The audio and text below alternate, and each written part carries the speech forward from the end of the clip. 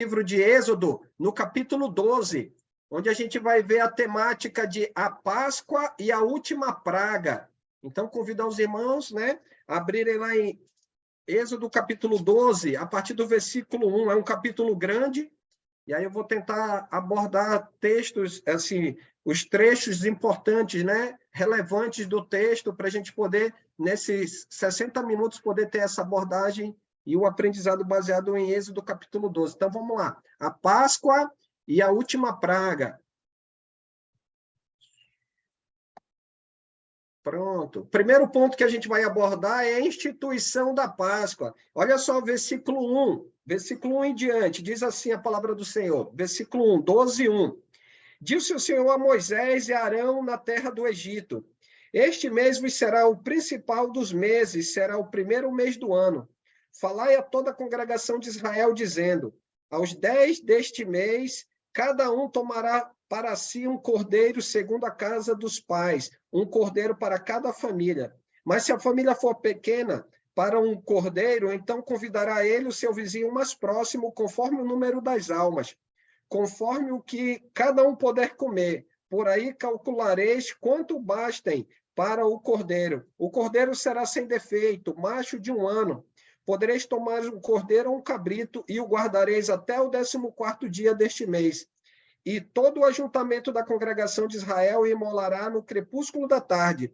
Tomarás o sangue e o porão em ambas as ombreiras e na verga de cada porta nas casas em que o comerem. Naquela noite comerão a carne assada no fogo, com pães asmos e ervas amargas. Não comereis do animal nada cru nem cozido em água, porém assado em fogo, a cabeça, as pernas e a fresura. Nada deixareis dele até amanhã, o que porém ficar até pela manhã queimá-lo-eis. Desta maneira o comerei, com os lombos cingidos, sandálias nos pés, cajado na mão, comê-lo-eis à pressa. É a Páscoa do Senhor. E aí a gente vai ver no texto, né, a instituição da Páscoa. Qual é a finalidade, qual é a ideia, né, que Deus tem ao trazer essa questão, né, trazer esse evento, essa celebração aos judeus. E a gente vai ver que isso vai também culminar, resultar em que, na última praga, né, naquela que Deus vai derramar sobre o Egito, justamente para quê? Para poder fazer com que o seu povo parta, né, do Egito, né, para a terra onde ele havia estabelecido. Então, vamos lá. Deixa eu só passar aqui. Tem alguns irmãos tentando entrar na sala. Pronto. Então, vamos ver as instruções de Deus a partir do versículo 2. Né? Olha só. Este mês vos será o principal dos meses, será o primeiro mês do ano. E aí a gente vai perceber que Deus, ele vai pegar e vai estabelecer a data para justamente ter o início do quê? Dessa festividade, como ele diz no versículo 2. Então, o mês onde eles estão, ele será o principal dos meses, ele será o primeiro mês do ano. Agora, qual será esse mês? Vamos dar uma olhadinha aqui. Lá em capítulo 13, versículo 4, alguém pode ler para a gente? Capítulo 13, versículo 4 de Êxodo, 13, 4. Qual vai ser esse mês? 13, 4. Neste dia do mês de Abibe, vocês estão saindo. Isso, versículo 4. Obrigado, irmão Sérgio. E aí, como ele diz, o mês de Abibe, você está olhando aí, eu coloquei um slide onde nós temos o calendário judaico. E aí, segundo, né, eles têm o calendário religioso, e no calendário religioso, lá o mês de Abibe, ou Nissan, ele é o primeiro mês do ano. Então, significa que nesse mês onde eles estão, justamente onde Deus está falando por meio de Moisés, né? Deus está falando a Moisés, para que depois Moisés possa transmitir isso a quem? Ao povo.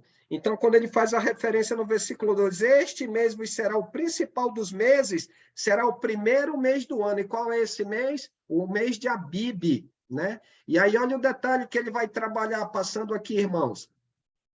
Ele continua. E aí, nesse mês, falar a toda a congregação de Israel, né? Aos 10 deste mês, ou seja, no 10º dia do mês de Abibe, o que é que os judeus vão fazer? Eles vão tomar para si um cordeiro, né? Segundo a casa dos seus pais. É um cordeiro para cada família. Vai ser um cordeiro para cada família. Aí um ponto importante, e se a família for pequena? Versículo 4. E se a família for pequena, não der para consumir um cordeiro inteiro, o que que eles precisam fazer, de acordo com o versículo 4? Um de cada Chamar o vez. vizinho. Chamar o vizinho. Isso, muito bem, Luiz e Lica, essa dupla aí é fantástica. Então, olha lá o que ele diz. Então, vai chamar um vizinho, versículo 4. Se a família for pequena, um cordeiro, então, ele vai convidar o vizinho mais próximo, né? E aí, como ele vai dar o indicativo, a gente vai observar que ele vai pedir o quê? Justamente para ver o tamanho das pessoas, para que possa calcular se aquele contingente, né? Se aquelas duas famílias, elas vão poder o quê? Consumir o cordeiro, né? Então, eles precisam fazer justamente esse cálculo. Então, no caso de uma família ser pequena, Deus já está dando a solução, ele está dando a instrução. Agora, olha só, muitas vezes a gente fala cordeiro, cordeiro, cordeiro, mas será que era só cordeiro que era para ser imolado? E aí a gente vai ver quais as características do animal, né? E da sua imolação, versículos 5 e 6. Era só podia ser cordeiro? Cabrito. Cabrito. E olha lá o que diz no versículo 5, né? Primeira característica do animal: o cordeiro será sem defeito, macho. De quanto tempo? 1 ano. Então, Deus estabelece um padrão, né? Então, Deus está instituindo. Pode ser qualquer cordeiro, de modo nenhum. Tem que ser um cordeiro de 1 ano, né? Macho, e no caso aqui, sem defeito. E aí ele continua a leitura: podereis tomar, seja um cordeiro ou um cabrito.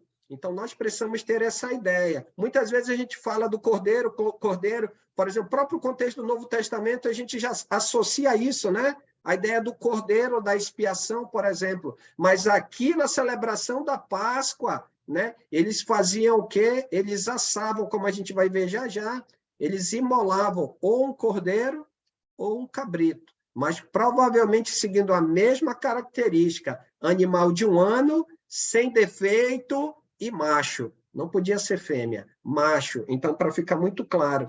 E aí a característica da imolação, continuando, lá no versículo 6, e o guardareis até o 14º dia deste mês, e todo o ajuntamento da congregação de Israel o imolará no crepúsculo da tarde.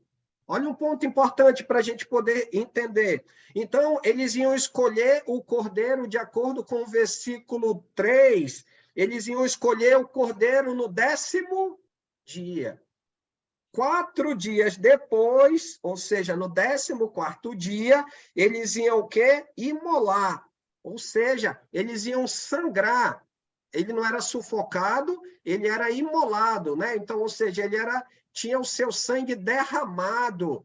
E aí a gente vai ver já já qual era a finalidade disso, por que ele precisava ser imolado. Mas ele era imolado em qualquer momento do dia?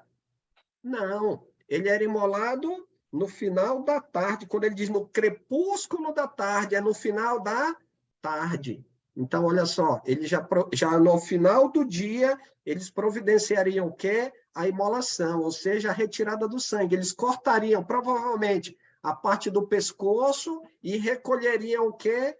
Colheriam o sangue, para a gente ver a finalidade já já. Continuando aqui, ainda dentro da instrução de Deus, versículo 7, tomarão do sangue e o porão em ambas as ombreiras na verga da porta, nas casas em quem o comerem. Ou seja, a família fez lá a imolação no final da tarde. O sangue tinha que serventia, eles pegavam aquele sangue, como a gente está nessa figura aqui, só recuar aqui o texto. Ó. Você está vendo aí no fundo do slide?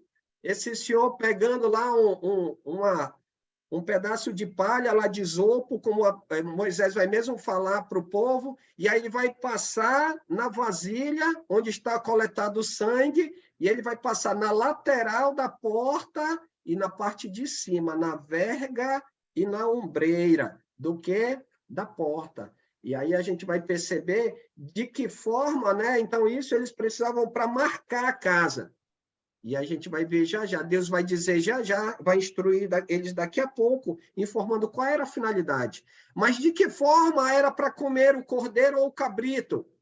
De acordo com o versículo 8 até o versículo 11. Bem interessante esse ponto. De que Assado. forma era para comer o cabrito? Versículo pão. 8. Assado. Assado. Ótimo, seu Mindo. Outro detalhe, do 8 ao 11. Era para Assado comer no como? fogo. Assado no fogo. O que mais? Com pães asmos Com pães e asmos, ervas amargas. ervas amargas. O que mais? Era para comer que partes? Não coma Todas. nada Não cru, podia sobrar nada. Não podia sobrar nada, mas olha o detalhe que ele fala no versículo 9. Que partes dele era para comer? Cabeça, Pão sem Cabeça. fermento. As pernas, as pernas, As pernas, as fres- cabeças, né? as cabeças. A fresura aqui significa as vísceras. Então, o Ah, significado de fresura é vísceras. Então, a cabeça, as pernas e as vísceras. Então, essas partes eram para ser comidas assadas. De modo nenhum poderia ser uma caldeirada de cordeiro. Um guisado de cordeiro, não. Tinha que ser assado. Assado, como foi bem colocado pelos irmãos, assado no fogo. Ou seja, precisava ser na brasa. Um outro ponto também, versículo 10, se sobrasse, se caso a família não desse conta de comer, eles precisavam fazer o quê no final pela Queimar. manhã? Eles Queimar. precisavam fazer o quê? Queimar. Queimar. Queimar o resto, porque esse alimento ele tinha somente essa finalidade. Provavelmente porque 1 ano, justamente pelo tamanho, né? E aí é algo muito prático deles poderem fazer o consumo. Então, Deus, ele sabe, né? Ao estabelecer esses critérios. Pode ver que algumas partes, elas ficaram de fora. Então, a gente percebe que Deus, ao estabelecer esses critérios, cabeça, as pernas, normalmente, né? As pernas, se a gente vai comer um animal, as pernas, normalmente é como é que se fala no final do ano? O pernil, né? Só a parte das coxas. Então, a parte mais comestível, vamos usar esse termo, ainda mais porque ele tinha 1 ano, né? Então era pequeno, né? Outro detalhe, versículo 11, era para eles comerem como? Era para comerem e estar pronto para sair. Isso, muito bem, muito bem. Então eles precisavam estar vestidos adequadamente para caminhar. Sandália nos pés. Pode falar, irmão Valdivino. Com sandália nos pés, né? Justamente. Eles precisavam estar prontos, vestidos, quando fala vestidos no sentido geral, né? Sandálias no pé, cajado para ajudar na caminhada, para se equilibrar, para quem tivesse, por exemplo, dificuldade de se locomover, já tivesse uma certa idade, houvesse a necessidade de usar o cajado, ele precisava também, além das vestimentas do cinto, né? Como fala lá, a cinta aqui, no caso, cingido, né? Pronto, ele estivesse preparado, ou, em outras palavras, vestido de maneira adequada. Agora, qual a razão de todo esse preparativo? Observe lá, versículo 12 e 14. Qual era justamente a razão, né? Qual a razão de todo esse preparativo? Versículo 12 ao 14. a Páscoa, né? A Páscoa. Isso, Luiz. E aí ele diz assim, 12 a 14, porque naquela noite passarei, né, pela terra do Egito, ferirei na terra do Egito todos os primogênitos, desde os homens até os animais. Executarei, olha só, executarei juízo sobre todos os deuses do Egito.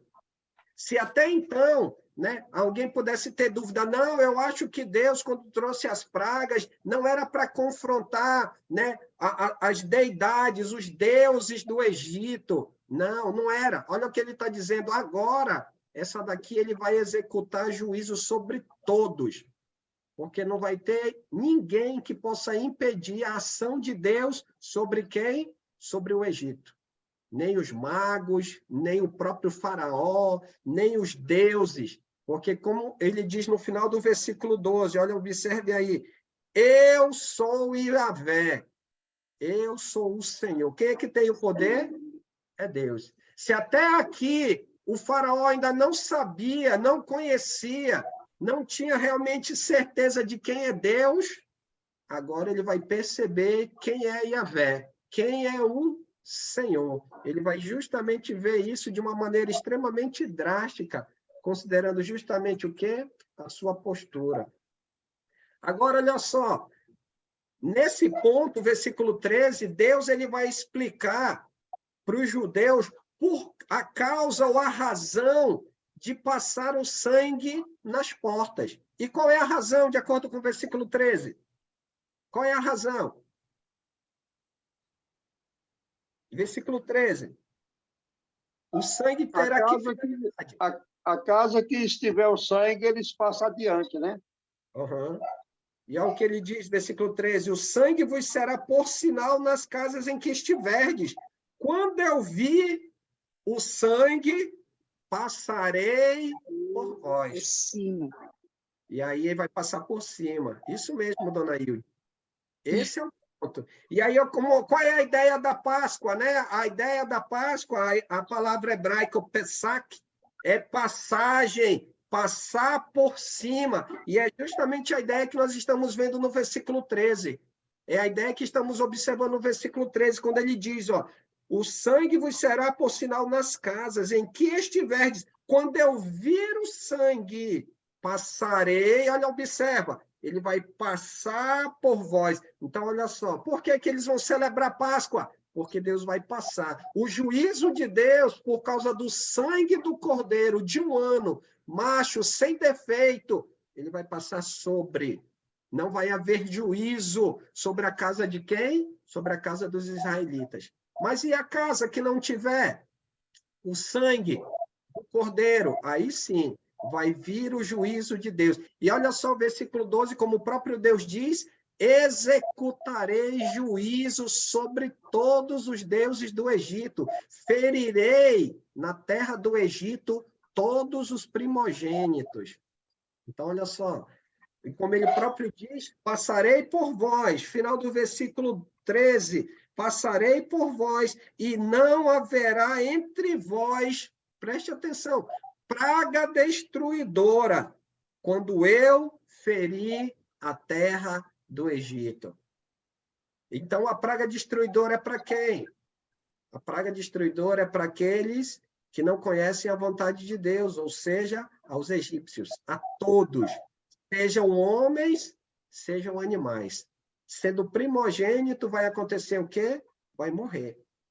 Então, é isso que Deus determinou, né? Para poder tirar, para resgatar. Seria o ápice dentro da cidade do Egito, né? Dentro das terras do Egito, melhor dizendo. A ação poderosa de Deus para livrar quem? Para livrar o seu povo. E qual é a importância dessa celebração, de acordo com Deus, falando para Moisés, versículo 14? Qual é a importância dessa celebração? Um de cada vez. Versículo 14. Qual é a importância dessa Memorial. O memorial. O memorial. E há um ponto, como ele comenta, irmão João, ele diz assim, este dia vos será por memorial e o celebrareis com solenidade ao Senhor. Nas vossas gerações o celebrareis por estatuto perpétuo. E aí um ponto, abrindo parênteses, para a gente poder ajudar no entendimento, tem muita gente que diz assim hoje, a gente vai ver isso, eu vou trazer um ponto bem interessante, baseado aqui no próprio Êxodo 12, muita gente diz, hoje nós celebramos a Páscoa, nós estamos no contexto da nova aliança, mas olha o que Deus está dizendo lá em Êxodo, isso aqui é estatuto perpétuo.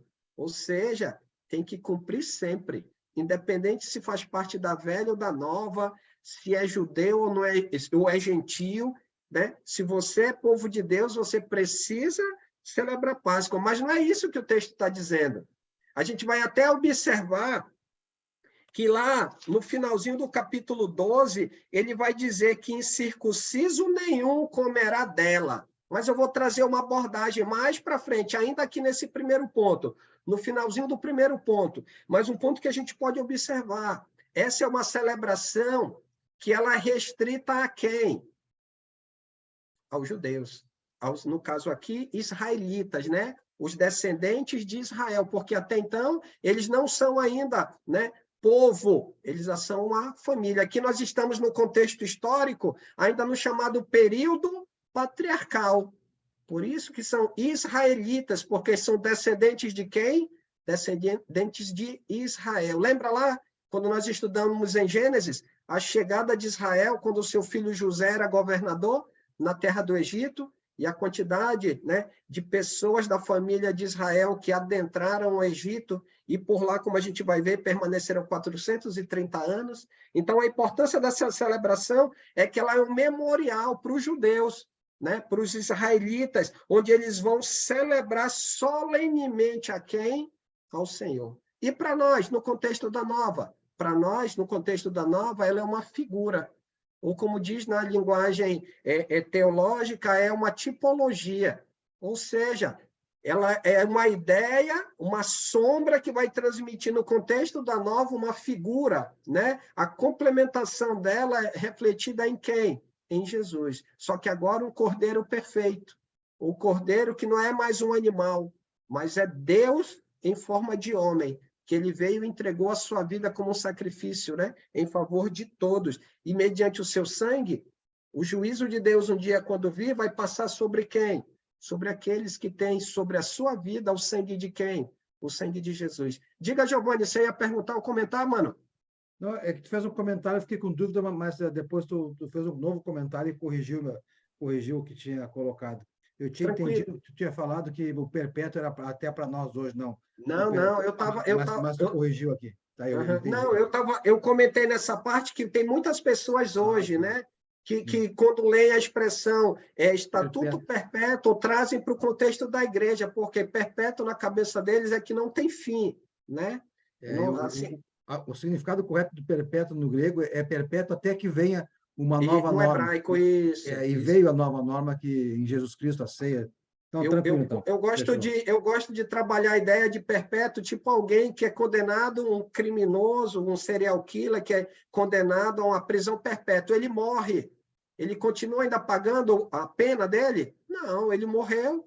Enquanto ele tiver vida, ou seja, enquanto ele estiver vivo, ok, aquilo lá. Finalizou, teve por fim a vida, já era, ele não vai cumprir a pena de morte. Por quê? Ele não vai ficar enclausurado lá, só os ossinhos, de modo nenhum. Não vai ter mais finalidade. E aí que está o ponto. Então, tem um tempo, né? Um tempo tem um propósito específico. Essa ideia de, quando Deus ele trabalha o ponto de estatuto perpétuo, só para esclarecer. Vamos lá, então. Continuando.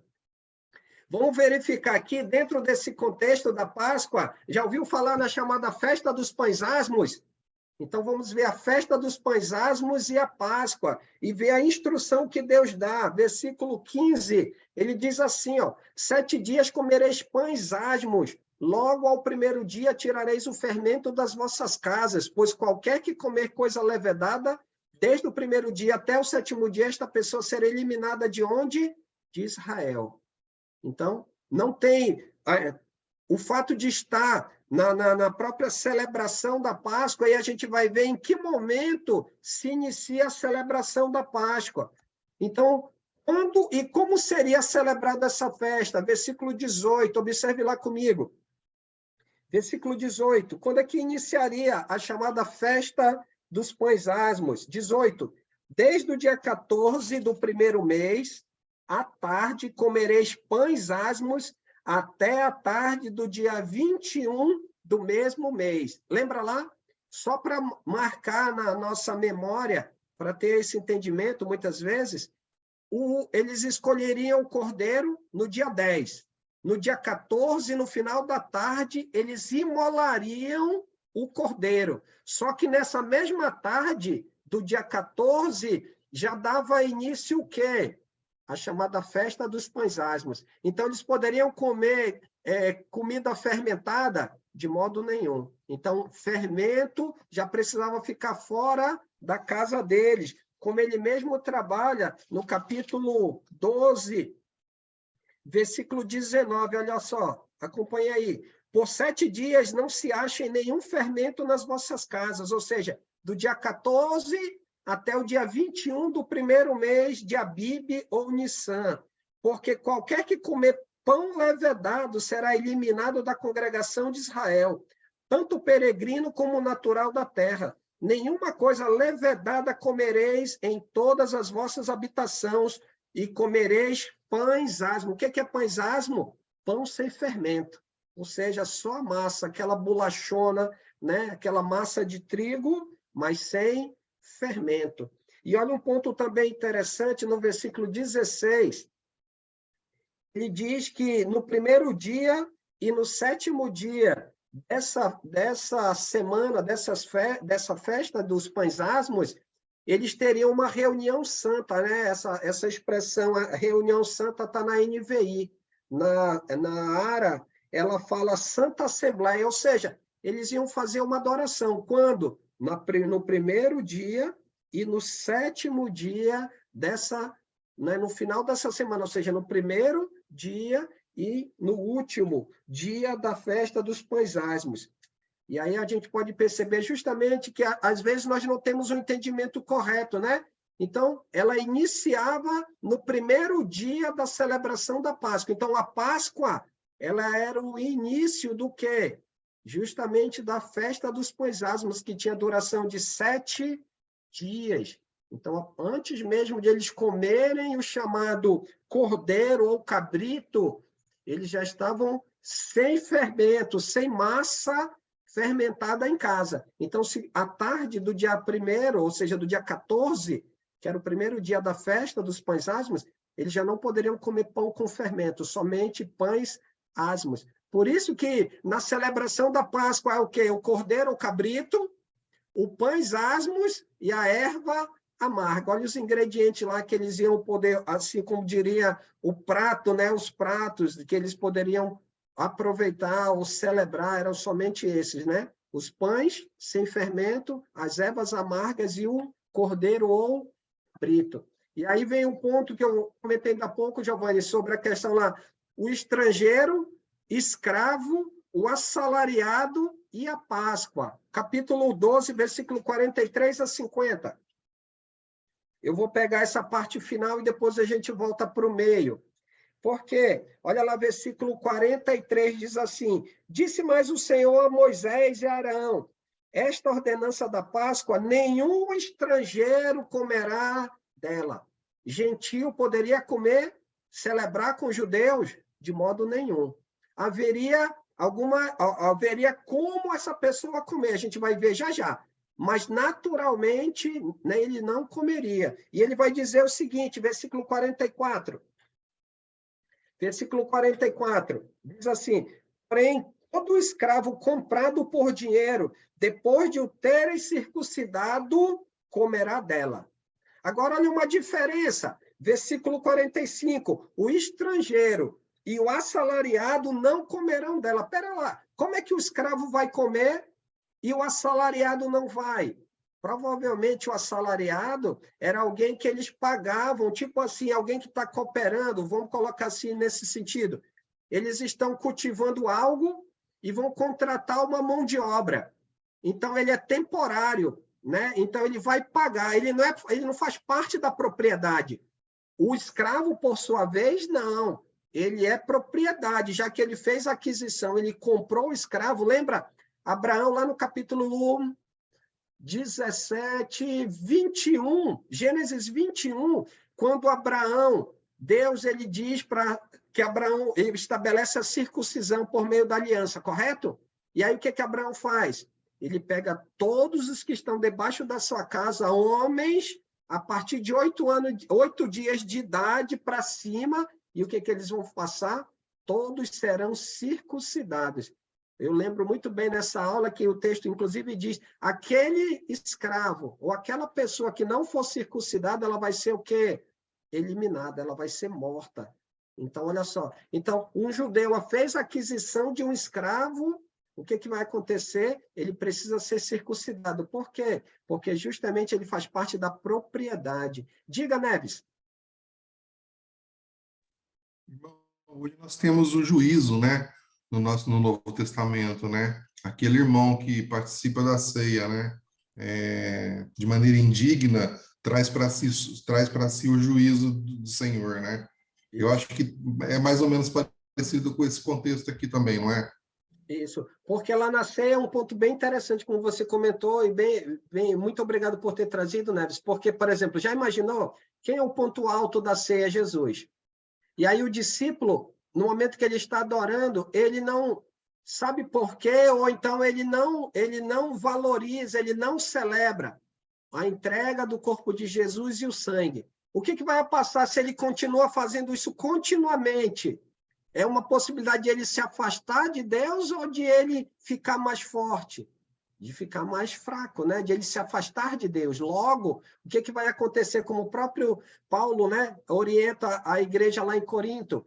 Então, por isso que entre eles há muitos que dormem, né? Provavelmente morreram e morreram distantes, enfraquecidos, né? Longe da comunhão. Por quê? Se não valoriza aquele momento da ceia, a pessoa está o quê? Ela está deixando de lembrar o porquê ela está ali, por que ela está louvando a Deus. O que foi que Jesus fez na cruz e assim sucessivamente. Então, a tendência é que ela se afaste. Se ela não estiver, de fato, celebrando isso, em termos espirituais, é morte, né? Ou seja, ela não está valorizando aquele momento. Obrigado, Neves. Diga, Giovanni. Só reforçando isso que o Neves falou também, um resumo: o escravo e o estrangeiro residente, se circuncidado, ambos, né, poderiam participar da Páscoa, ser circuncidados, tanto escravo quanto residente estrangeiro. Já trazendo hoje, para os dias de hoje não só os judeus, mas também os gentios podem participar da ceia do Senhor, desde que circuncidados no coração, como batizados. Isso que o Neves falou também do examinar-se, para não trazer juízo para si mesmo. Examine-se, pois, separe o corpo do Senhor, de Cristo, e participe da ceia. Nós devemos meditar e refletir nesse ato, não comer por comer, não participar por participar como participavam. Tem que examinar o que é esse ato, o que foi o ato de Cristo, e aí sim ir participar da ceia. Muitos interpretam de forma equivocada: eu estou em pecado, eu não vou participar da ceia. Não, examine-se, pede perdão a Deus, veja o que é o ato da ceia do Senhor e participe, não deixe de participar. Uhum. E essa questão lá é uma questão que foi ensinada há muito tempo atrás. O irmão Brian, quando esteve em Manaus, ele ensinando e comentou: espera lá, se você não toma ceia por causa de pecado, quando é que você vai tomar ceia? Né? E outra, como você bem abordou, e pegando lá o ponto do Neves ainda, é a ideia de refletir. Eu como pão, e aí eu fecho os olhos e eu fico meditando por que, né, que eu estou comendo, qual é a finalidade, qual é a utilidade daquilo, e principalmente tudo, né, o fato do culto de adoração estar acontecendo ali é graças a quem? Graças a Jesus. E a gente vê que o ponto alto é justamente a ceia, que é a razão de ser de quem? É a razão de ser do culto, né? Então, precisamos ter essa atenção, porque se a gente não examinar, nós vamos aos poucos nos afastarmos, né? A gente vai enfraquecer, e quando a gente for olhar, o culto já não vai fazer tanta diferença. Por quê? Porque a ceia não fazia tanta diferença, e aí quando a pessoa perceber, ela já não está indo há muito tempo para o culto de adoração. Obrigado, Giovanni.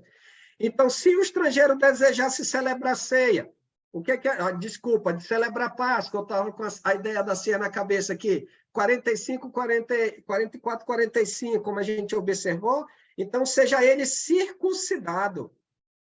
Então, eu estou na casa de um judeu, eu quero celebrar, eu gostaria de ter essa satisfação de celebrar com você. Então, ok, seja circuncidado. Aí, como o próprio versículo 48b diz, aí sim ele vai ser como o natural da terra.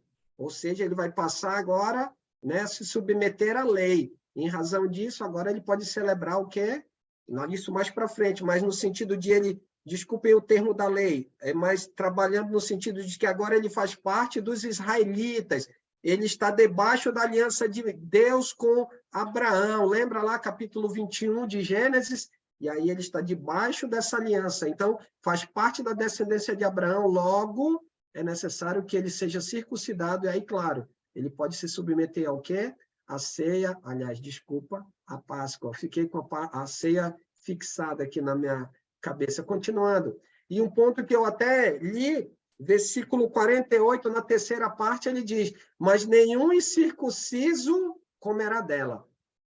Então, para as pessoas hoje que pregam no contexto religioso moderno, diz, não, a Páscoa faz parte da realidade da igreja. Nós celebramos a Páscoa. Jesus é nosso Cordeiro Pascal. Olha o que ele está dizendo? Não, um incircunciso não celebra. A Páscoa é dentro desse contexto da velha aliança. Ele vai trabalhar, né, nesse sentido, contexto da graça, no contexto da nova aliança, como foi bem colocado por você, Giovanni, pelo Neves, é a ceia do Senhor. Lembra lá? Como a gente vê em Hebreus, capítulo 10, as coisas, né, os elementos da lei são sombra dos bens vindouros. Ou seja, ele é uma ampliação espiritualizada. Por quê? Porque é algo para o judeu ter, para ele lembrar do passado, no sentido de que, então Deus está usando esse elemento para me trazer, para me apontar para Jesus, para me apontar para a glória, não uma terra mais prometida física, mas uma cidade celeste, uma morada eterna. Então, olha lá, ele vai transportar para esse ponto, dentro do contexto da nova aliança. Diga, Giovanni. Então, qual é o pré-requisito que nós vimos aqui para participar da Páscoa? Comum a todos, judeus e estrangeiros residentes e escravos de judeus.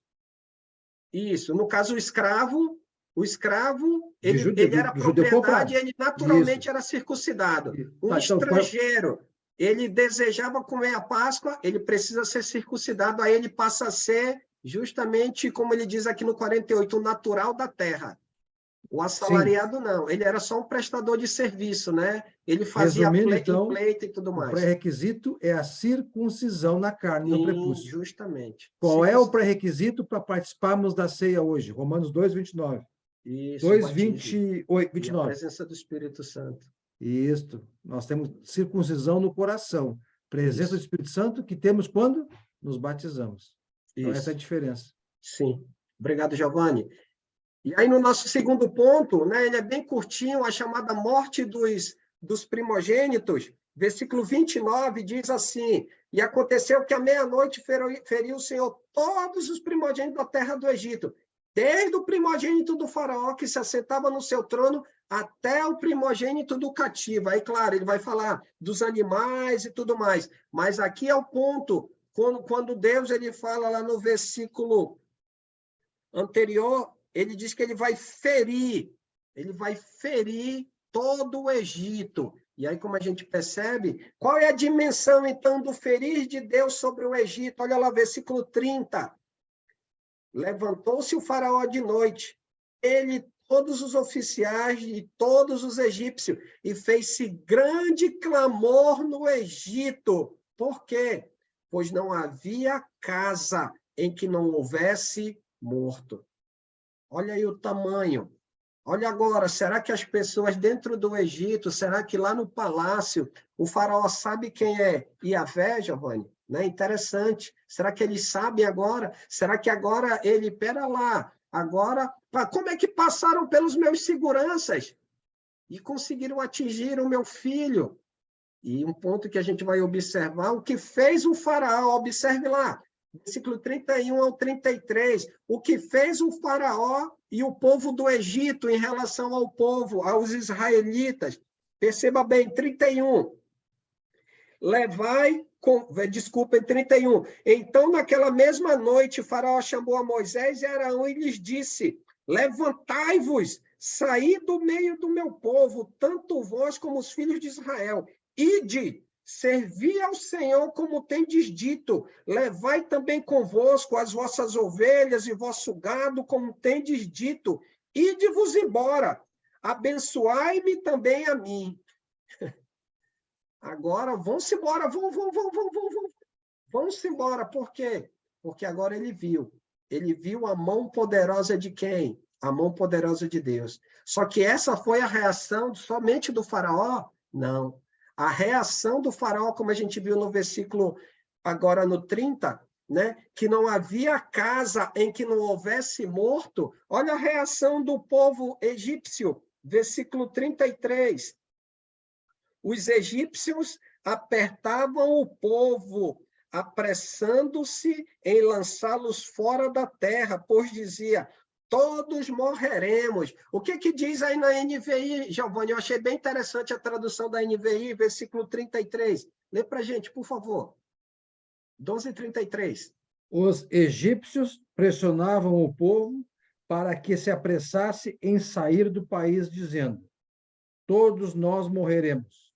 Olha só. Eles apressaram, né? Como ele diz aí, justamente pressionavam. Vão-se embora, vão-se embora. E aí, já está na hora de ir embora? Então, eles começaram a quê? Apertar o povo, pressionar o povo. Com que finalidade? Para que eles fossem embora o quanto antes. Aí a gente começa a entender, versículo 11, né? Como foi respondido pelos irmãos, por que eles precisavam comer o cordeiro, né? Ou cabrito com pressa, cingido, com sandálias e com o cajado, né? Por quê? Porque era uma questão de tempo, não dava para ficar conversando e comendo durante a noite toda. Era necessário comer depressa e estar pronto. Por quê? Porque Deus ia vir. E aí, como a gente viu no versículo 29, era meia-noite. Ou seja, já era a metade da vigília da noite, né? Que normalmente para eles é 6 da manhã, então eles estão no ponto alto, né? À meia-noite. E aí o que o faraó viu? Viu a mão poderosa de Deus cair sobre o Egito, viu justamente o juízo de Deus sobre a sua terra.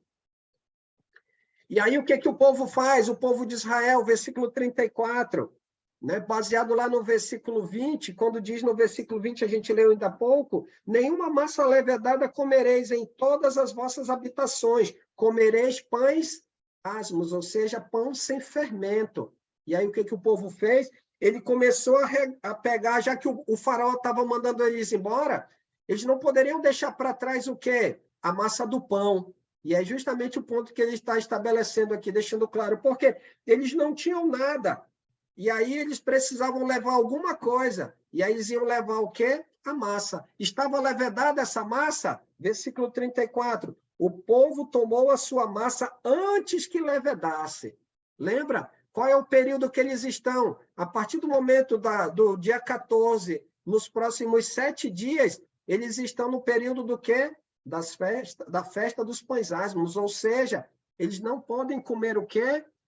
Pão com fermento. Então, eles precisavam levar a massa sem levedar. Por quê? Nos próximos 6 dias, eles iam comer pão dessa forma, ou seja, sem fermento. Agora, olha só a promessa de Deus. Lembra no capítulo 3, versículo 21?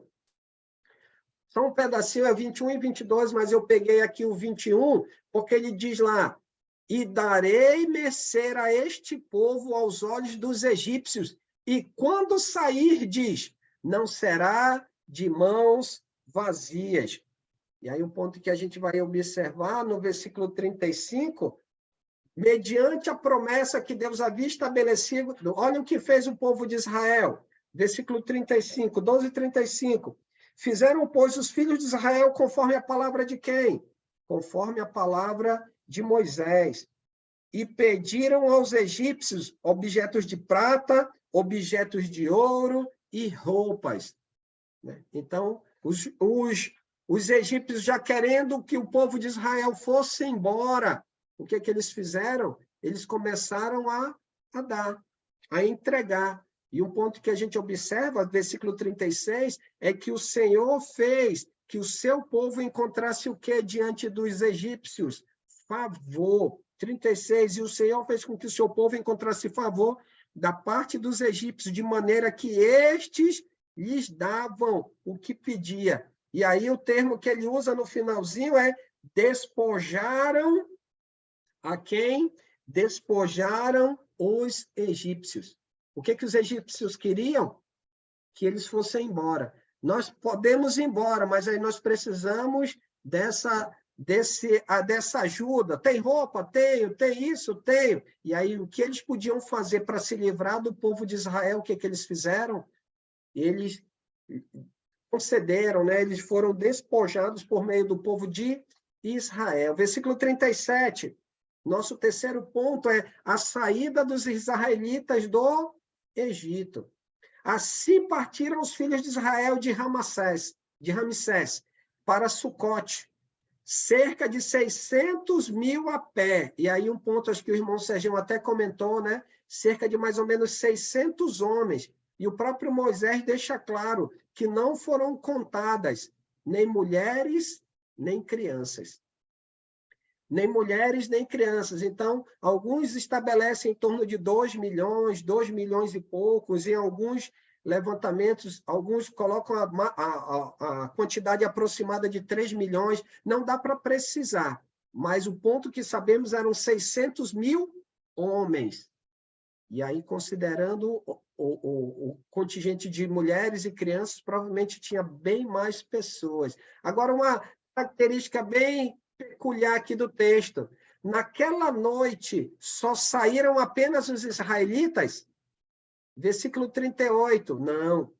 Não. Aí, a gente começa a ligar os pontos, claro, brincando, né, Giovanni? Assim, dando um rápido spoiler. Aí a gente começa a entender, será de onde que veio a ideia do bezerro de ouro, da idolatria? Será que dentro do próprio povo não tinha aqueles que estavam semeando? Puxa vida, não era melhor a gente voltar para o Egito? Por quê? Porque muitos estrangeiros, eles fizeram o quê? Eles também saíram. Eles foram, né, na companhia, foram junto com os israelitas. Muitos deles, né, provavelmente por causa, talvez, ao ver a ação do poder de Deus em devoção a Deus. Talvez uma boa parte deles aproveitando a oportunidade para o quê? Para se ver liberto. Como é que eles iam saber quem era judeu e estrangeiro? Então, o que aconteceu? Muitos optaram em sair, né? Em sair junto com quem? Junto com os israelitas. E aí, como o próprio versículo 38 diz, eu peguei até aqui da NVI, grande multidão de estrangeiros de todo tipo seguiu com eles, além dos grandes rebanhos, de bois, como ovelhas e cabras. E aí vemos a passagem dos israelitas pelo Egito, o próprio Moisés fazendo o relato, versículo 40 e 41. Ora, o tempo que os filhos de Israel habitaram no Egito foram 430 anos. Deixando claro, 430 anos não foi o período total de escravidão. Foi uma parte desse período, né? Então, precisamos ter clareza. Então, esse ponto aqui, ele vai trabalhar o período em que eles entraram, a família de Israel, e agora a saída do povo, cerca de 430 anos. Versículo 41. Aconteceu que, ao cabo dos 430 anos, nesse mesmo tempo, todas as hostes. Aqui, a hoste seria o sentido de exército, não me engano, é a tradução na NVI, vai trabalhar exércitos. Os exércitos do Senhor saíram da terra do Egito. Ou seja, fazendo uma referência a quem? Fazendo uma referência ao povo. E aí um ponto que a gente pode observar aqui, para a gente fechar, e aí eu vou abrir para os irmãos, adiantava Deus ter feito tudo isso em relação, por exemplo, quando eu falo tudo isso no contexto aqui, de estabelecer a Páscoa, de colocar fim na vida dos primogênitos, se o povo não obedecesse, de modo nenhum. Não teria sentido nenhum. Mas olha só, no versículo 28, no versículo 50, diz assim, versículo 28, e foram os filhos de Israel e fizeram isso como o Senhor ordenara a Moisés e Arão, assim fizeram. Versículo 50, assim fizeram todos os filhos de Israel, como o Senhor ordenara a Moisés e Arão, e assim fizeram. E aí o que a gente pode observar? Trazendo uma lição para os nossos dias, né? Não adianta Deus ter as suas promessas. Ele tem uma palavra poderosa. uma palavra que transforma, uma palavra que nos dá esperança e nos direciona para a terra no sentido espiritual que ele nos promete. Se eu e você não fizermos aquilo que o Senhor diz. Não é para fazer mais ou menos, não é para fazer com concessões. Ah, eu vou fazer isso, mas essa parte aqui eu vou deixar de lado. Não vai adiantar nada. Eu e você, dentro do contexto da nova aliança, assim como os israelitas, lá nesse contexto da saída do Egito, do êxodo do Egito, eles precisavam e nós precisamos fazer tudo o que o Senhor ordena. Essa é a vontade de Deus. Então, precisamos entender. Deus, ele é grandioso, Deus é poderoso, Deus estabelece, Deus cumpre o que ele promete. Mas se eu e você não obedecermos aquilo que ele diz, não vai adiantar nada. Deus ser tudo isso e dizer e prometer tudo e cumprir aquilo que ele diz, se eu e você não obedecermos. Então, precisamos resistir às dificuldades, precisamos resistir àquilo que possa ser barreira nas nossas vidas ou no nosso dia a dia. Precisamos perseverar e obedecer ao Senhor. Para quê? Para que possamos alcançar na nossa vida aquilo que Deus promete. Que possamos buscar crescer, que possamos buscar a vontade de Deus, acima de tudo, ouvindo e obedecendo ao seu ensino. Como o próprio Moisés escreve no versículo 51, e ele declara: naquele mesmo dia tirou o Senhor os filhos de Israel do Egito. E aí que está o ponto. Quando o homem ouve, quando o homem obedece à palavra do Senhor, o que Deus vai fazer? Deus ele vai cumprir a sua palavra. Então, façamos a nossa parte. Confiemos em Deus. Coloquemos a nossa vida, a nossa família, o nosso futuro, permaneçamos nas mãos do Senhor, que é Ele que luta, é Ele que faz, é Ele que cumpre, não no meu, não no seu tempo, mas no tempo determinado por Ele. Para o contexto dos israelitas, levou 430 anos para que Deus pudesse tirar e cumprir aquilo que Ele falou lá atrás, capítulo 15, então me falha a memória, irmão Sejão, capítulo 15, né, de Gênesis, ele estabelece isso. E o que Ele fez? Ele cumpriu. Então, vamos perseverar, vamos permanecer, vamos obedecer ao Senhor, porque aquilo que Ele diz, aquilo que Ele ensina, Ele cumpre, independente do tempo. Busquemos fazer a nossa parte sendo obedientes a quem? Ao nosso Deus. Diga, Giovanni. Irmão, bela aula fez nós meditarmos hoje aqui sobre a Páscoa, e foi um tópico da mensagem que eu trouxe para os irmãos hoje. Olha o privilégio que nós temos de ter toda a revelação à nossa disposição para compreendermos o mistério de Deus, o plano de Deus, né? Então, nós seremos muito mais cobrados no juízo do que aqueles que não conheceram o mistério. Nós vimos aqui na Páscoa, então, como uma sombra do que viria, que é a ceia, já falamos Páscoa e ceia, e Deus, quando olhou aquele sangue nos umbrais das portas, lá dentro tinha o povo dele, o pecador, mas ele viu o sangue e livrou os seus filhos, quem tinha o sangue lá. Hoje ele olha para nós e o que ele enxerga? O sangue de Cristo. Nós pecadores, batizados, mas ele enxerga nós santos, puros, porque ele vê em nós o sangue do Filho dele, então, em comparação. E também o porquê daquela pressa, né, de sair correndo ali, até para criar tudo planejado por Deus, né? Deus favoreceu, criando um clima de que até para sair às pressas, se despejar os bens para poder sair rápido, mas Deus tinha mais algo a fazer lá na frente, nós vamos ver, né?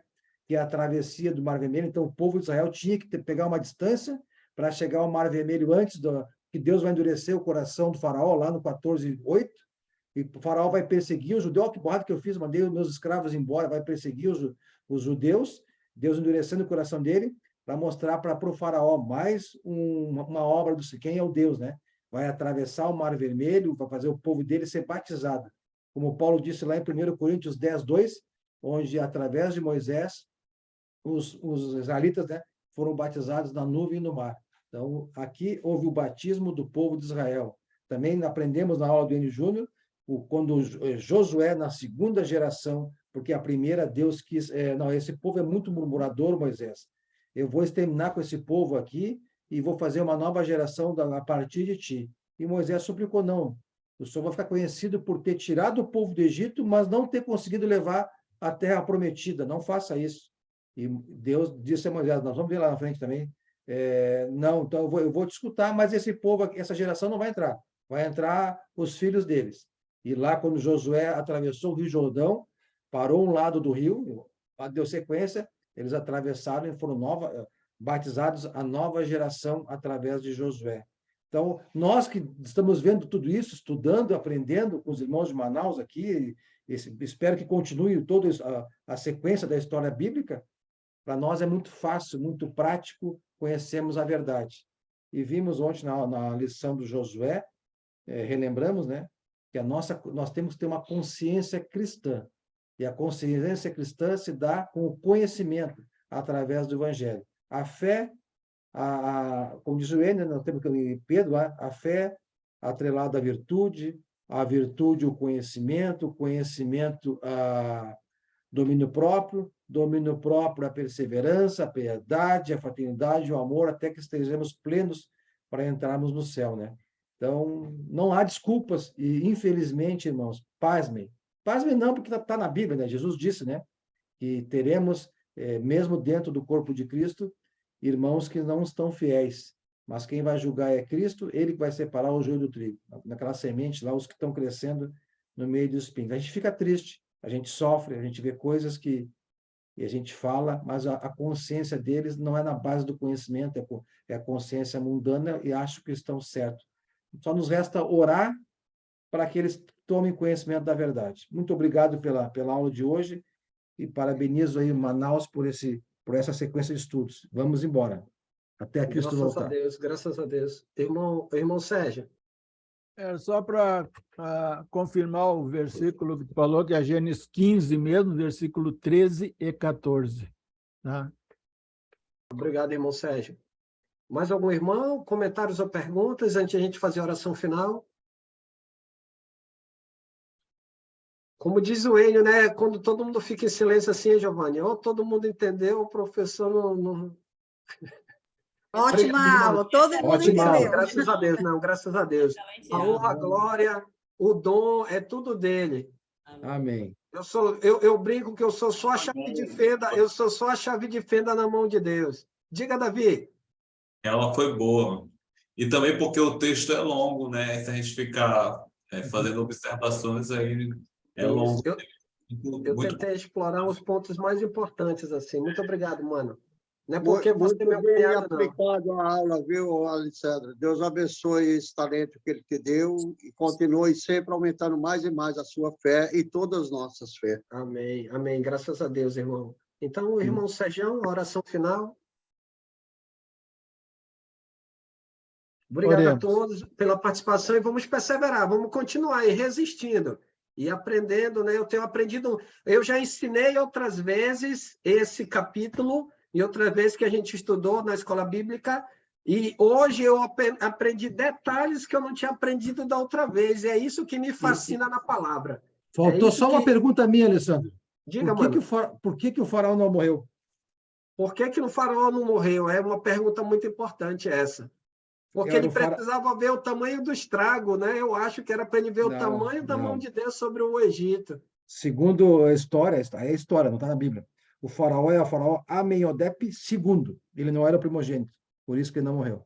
Se ele fosse o primogênito, ele morreria, porque Deus é fiel e cumpre a sua palavra. Isso também. Obrigado, mano. Fala, Paulo.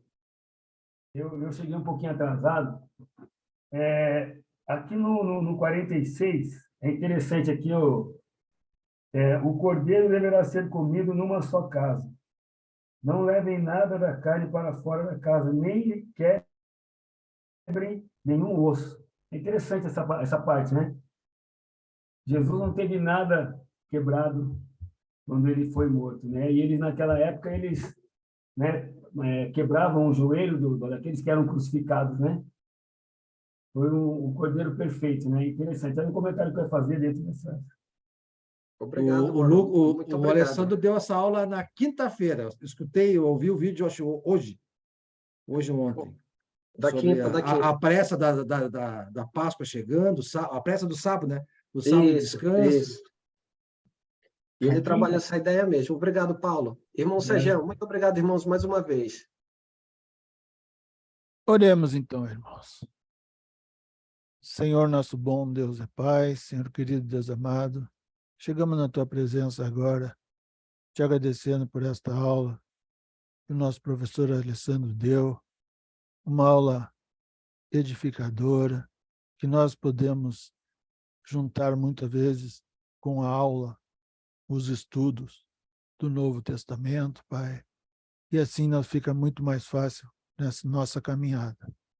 Que tu abençoe a cada um, Senhor, no que cada um aqui precisar, seja sobre saúde, seja sobre qualquer pedido que cada um tenha, Senhor. Que tu abençoe todos nós e que nós venhamos ter uma noite na tua presença, Senhor. Os teus anjos acampem ao nosso redor quando nós formos dormir. E entregamos, Senhor, cada domingo, cada estudo de Êxodo nas tuas mãos, para que tu tenha a glória sempre que tu mereces, Senhor. Muito obrigado por tudo, Deus. E amém. Muito obrigado. Obrigado, Amém, irmão Sérgio. Sérgio. Sérgio, o que tu fez? Obrigada, Amém. Sandro. Boa Boa noite. noite. Boa noite a todos. Paz é bom, boa noite. Boa noite. Boa noite. Boa noite a todos. Noite, bons, bom